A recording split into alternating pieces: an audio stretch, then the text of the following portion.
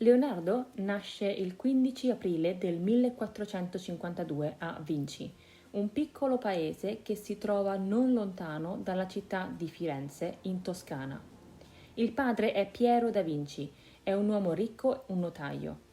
La madre è Caterina, una serva. Ha 16 anni quando mette al mondo Leonardo, ma il notaio da Vinci non la sposa. In questa epoca gli uomini di famiglie importanti come quella di Piero non sposano donne di una classe sociale inferiore alla loro, e Caterina è una donna del popolo. Piero sposa invece una nobildonna, anche lei sedicenne, Albiera Amadori. Caterina andrà in moglie a un contadino, un uomo della sua stessa classe sociale. Leonardo entra nella casa di Piero già da piccolo. È figlio illegittimo, ma Piero gli dimostra un grande affetto. Invece la moglie, Albiera, morirà presto e non lascerà nessun figlio suo.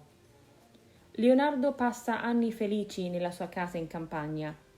Riceve la sua istruzione da insegnanti privati, diventa un giovane bello e forte, un giovane che osserva curioso il mondo, che ama la natura e l'arte, che si interessa a tutto.